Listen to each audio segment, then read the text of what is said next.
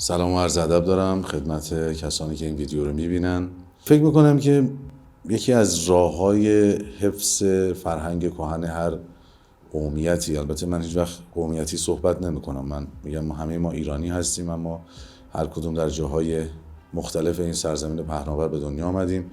فکر میکنم مهمترین بخش نگه داشتن سنن قومیت‌های مختلف در ایران اینه که نسل جدید سعی بکنه که اون بخش‌ها رو در نسل خودش بیشتر شکوفا بکنه، یادآوری بکنه. فکر میکنم گیلان ما خیلی از اولین ها رو در کشور بنا گذاشته، اولین تئاتر، اولین خانه سالمندان و خیلی از اولین های دیگه که در واقع اولین باری که دخترها در ایران به مدرسه رفتن در گیلان بود.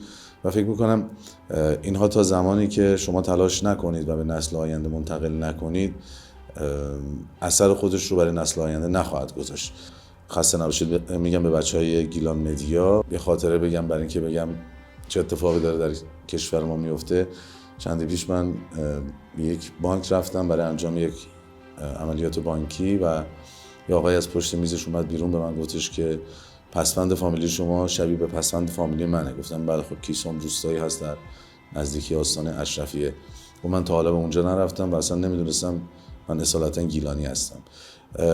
خوشحالم که یک گیلانی با اینکه من گیلانی هستم آشنا شد که اهل کدام فرهنگ هست. اما این فاجعه است که نسل آینده ما خبر نداشته باشه که پدرانش در کجا به دنیا آمدن، در کجا بزرگ شدن و در کجا تونستن به یک فرهنگ برسن. و سعی کنیم که فرهنگ غنی گیلان رو به فرزندانمون آموزش بدیم. خیلی متشکرم.